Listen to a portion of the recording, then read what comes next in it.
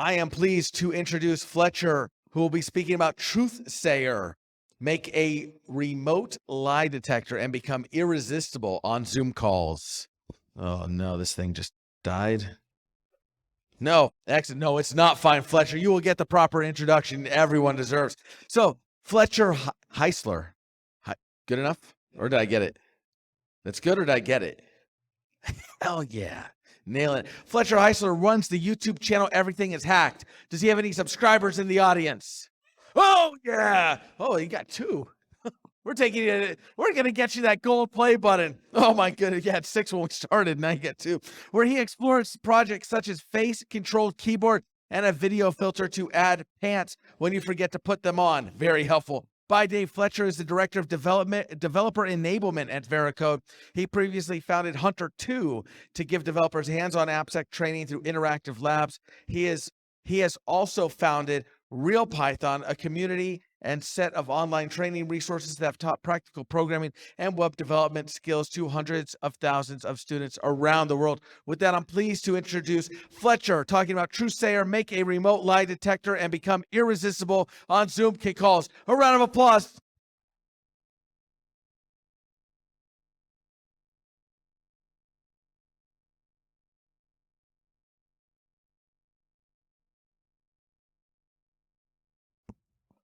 Check, check. Oh, yeah. All right. This is a 20-minute talk. I don't have time for things like about me and agendas and things like that. Thank you, JC. That was great. No, we're diving right in here. In the world of Dune, there are truthsayers. These are mystics who can tell anybody's inner state just by picking up on their breathing, their heart rate, other signals that mere mortals can't, that they're invisible to the naked eye. Back in the real world, polygraphs are our tool of choice for detecting deception. They're widely used in many settings, despite their effectiveness being controversial at best. There are a lot of different studies of varying conclusions there.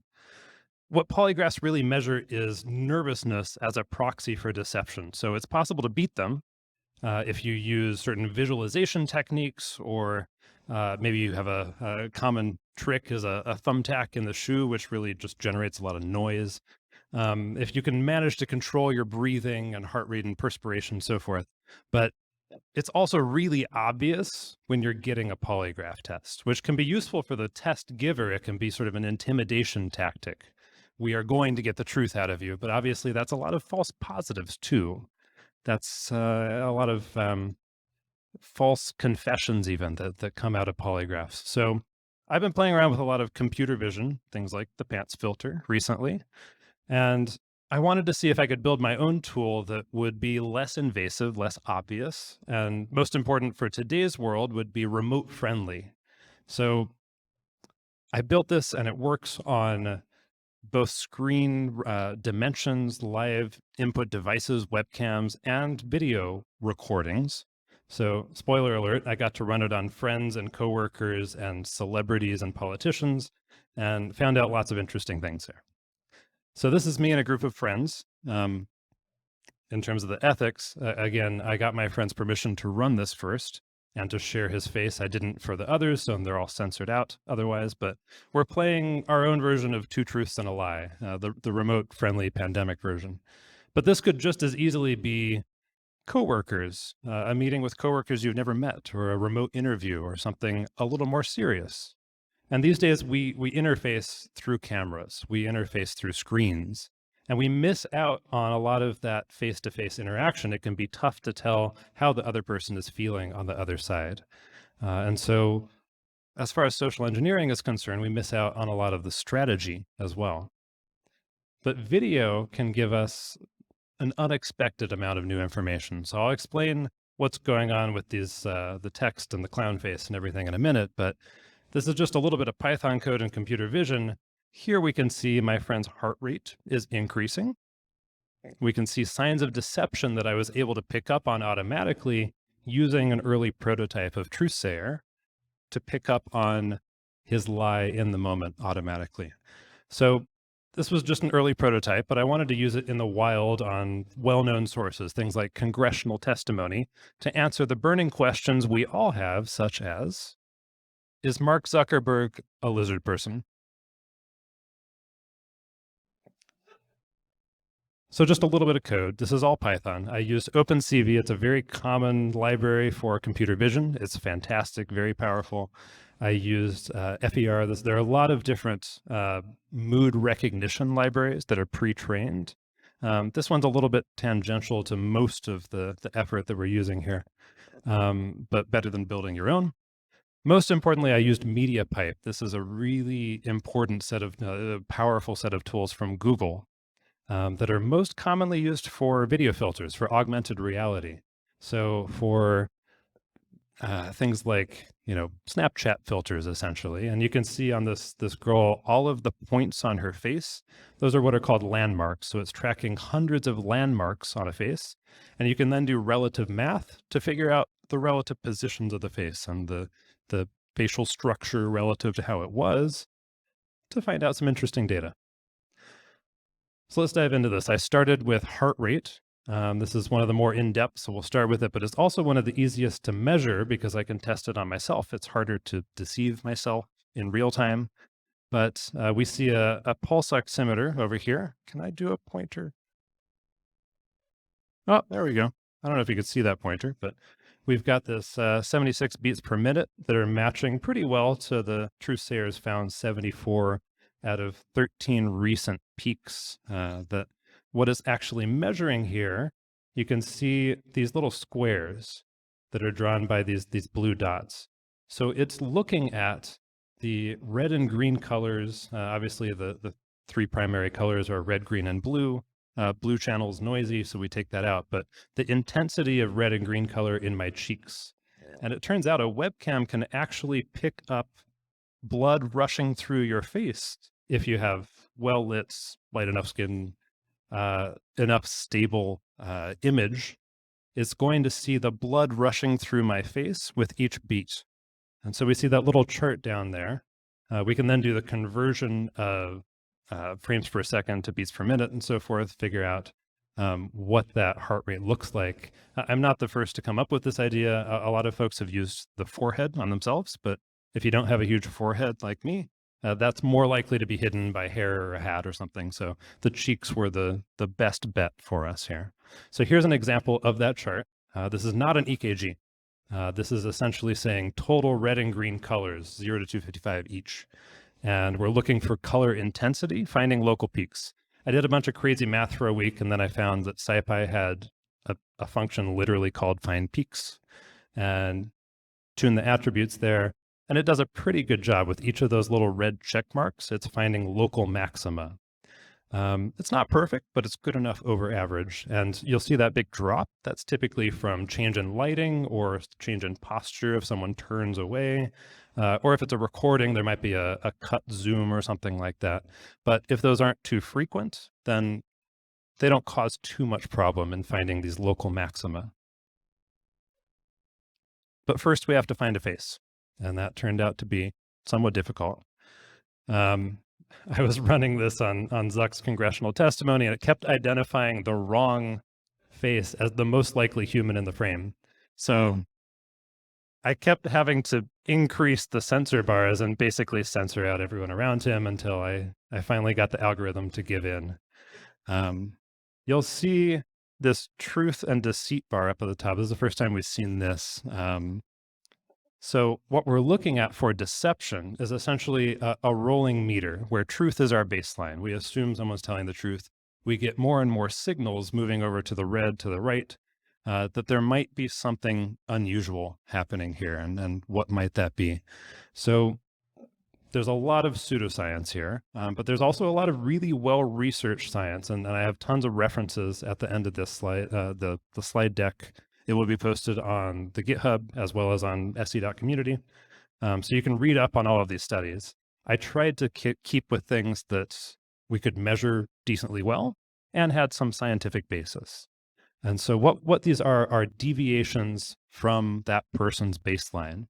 If someone blinks a whole lot, that's not really that interesting. Likewise with, if we're looking at change in heart rate, if your heart rate is already at 100 no matter what, that's not that interesting. If it goes up to 120, maybe interesting as a signal now. So we're looking at heart rate, blink rate, average gaze direction. So if you're looking somewhere new that you haven't been recently, lip compression, as we're seeing on Anthony Weiner over here, or sucking in your lips is a really common one, or your hand covering your face. If you've seen a little kid tell a really bad lie and then they go, oops, we keep doing that through adulthood. We just get slightly better at it, and we do these grooming gestures and still want to cover it up a little bit more.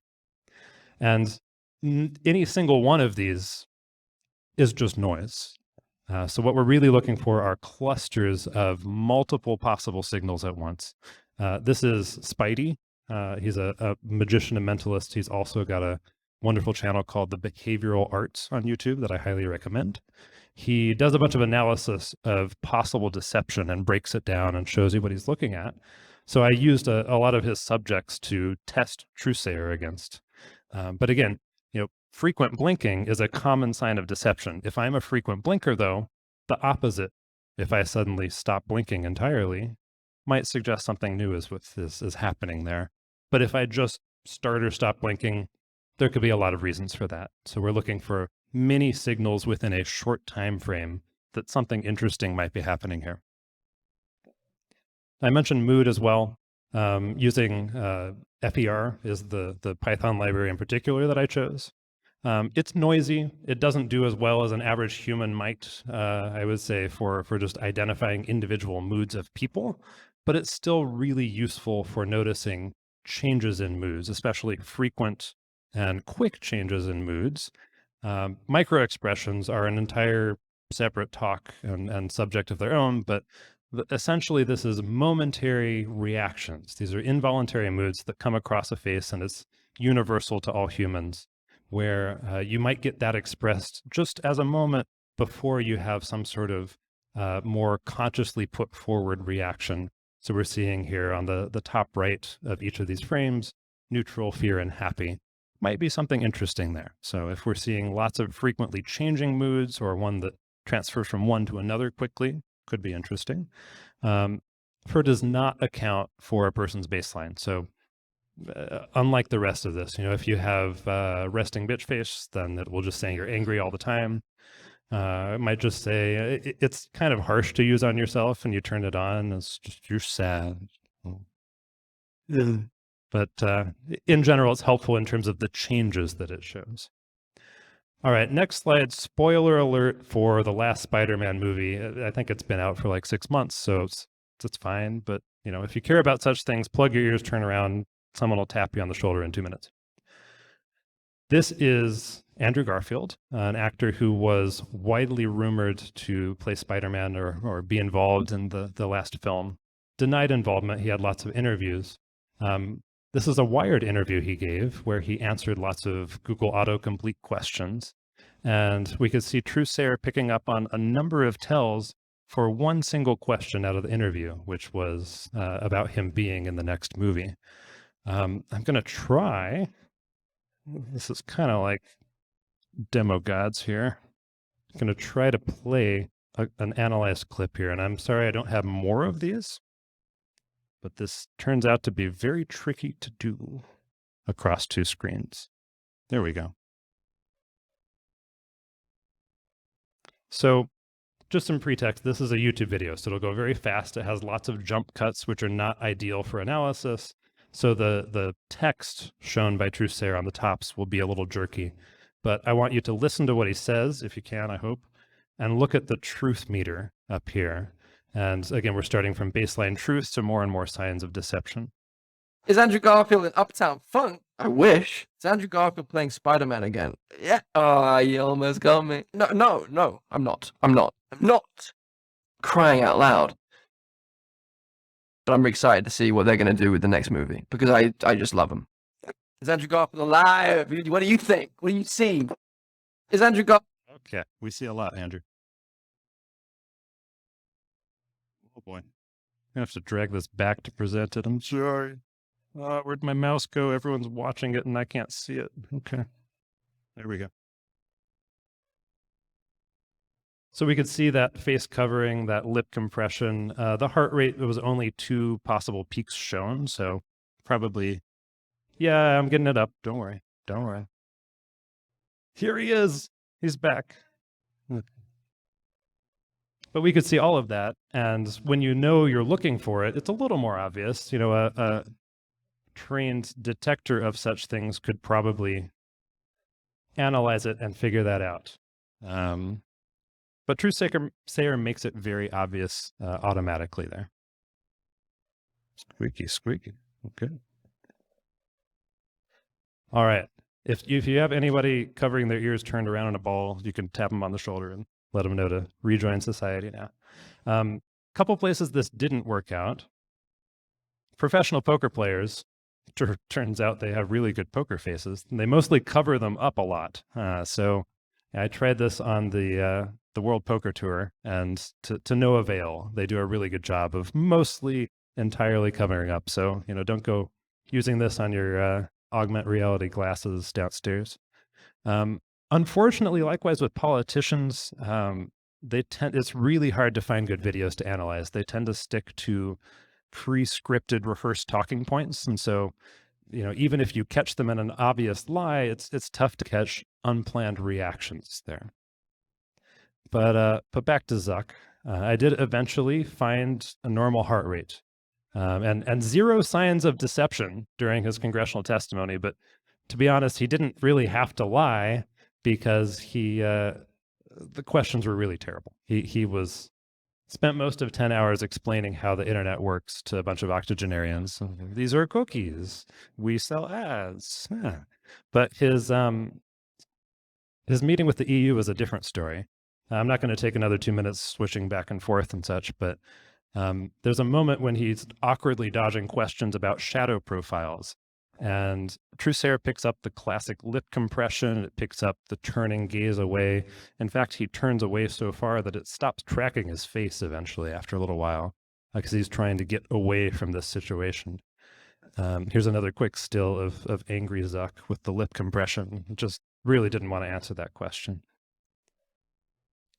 All right, so some potential uses. This is not a scientific study. I don't recommend that you go run this in every Zoom call that you have. You know, much like polygraphs, it's prone to false positive, it's prone to misinterpretation, but I think it's important to openly explore what could be possible. And so in terms of social engineering, video-based phishing calls are on the rise with remote work, especially with a recent increase in video deepfakes. You could imagine more properly mirroring and approximating someone you're attempting to impersonate, or analyzing your target and finding out a little bit more using something like Truthsayer. As we saw in some talks here yesterday, if this can be applied in professional SE, probably applies to the rest of life too. So in the workplace, in negotiations and interviews, you might get a little bit of an information edge. Or imagine online dating where you can find out when someone's heart is racing in real time, and there might be a connection there. Or something else, who knows? And on the more internal side, not one-on-one, but sort of a self-reflection tool for therapy or guided meditation, or even just a tool to stop putting my hands on my face. You know, I could use that as some sort of feedback loop that gives you more information, or even as an autism aid. And I'm not the first to think of something like this either. Google Glass has a project going that helps children who have trouble with such things reading facial expressions by getting real-time feedback from the system analyzing the face as well. Now, part of this tagline was becoming irresistible. I think knowledge is power, and what you do with this, you can already gain an interesting edge there. But another potential use is in mirroring. So this is a work in progress, but Truthsayer can take a second video feed and give you suggestions to better mirror your conversation partner or two identified faces. So we see a few examples of Obama is a very frequent applier of mirroring, as can be seen here in 3 very different conversations. The quick idea is a way to build rapport through subtle imitation, whether that's conscious or otherwise. It can definitely be overused and awkward if overdone, but very highly effective. So even something as simple as being as close or as far from the camera as your conversation partner can be useful feedback for improving that feel. Limitations, there are lots. Video quality is the biggest one. So if you're looking at a lot of standard depositions or interrogations, that's just going to be very low video quality where you can't get a lot of the details there. Specifically, well, likewise with recordings, if you get lots of jump cuts, as you saw, it might be a little jerky. Heart rate monitor specifically, as I mentioned, needs to see through the face. So if you have a very dark skin tone or if you have lots of makeup on, I tried this on some female celebrities and I couldn't see through their concealer to their actual face to measure a heart rate. So lots of methods of evasion if you know or suspect that might be happening, which are mostly ways of more or less obviously hiding your face. There could even be video filters, heavily used video filters on Zoom to smooth things out a bit. Or finally, if you're a pathological liar, there's nothing to detect there. If you believe your lie in the moment, that's the truth for you. That's the truth for the system. So a lot of ways to possibly avoid this, but I think the power here is that no one really necessarily suspects that this is happening as an automatic measure on the other end. So my code is out on GitHub. I'll include a link to the slides there as well, and we'll post those out on se.community. Video demo is not yet live. I'm still processing some of those pieces, but as JC mentioned, I've got the silly YouTube channel, which is pretty much an excuse for my own crazy side projects. So most recently, the face-controlled keyboard, which introduced me to MediaPipe in the first place, and the PATS filter. And so, you know, people say solve your own problem. But that was my interest in computer vision. You can imagine this might be less academic and more entertaining, but it will include a few more analyzed videos and examples there. So if you want to go subscribe, that'll be out probably by the end of the month. All right, and I've got a whole bunch of references out here. Might have time for questions, I'm not sure, but thank you so much for sticking around.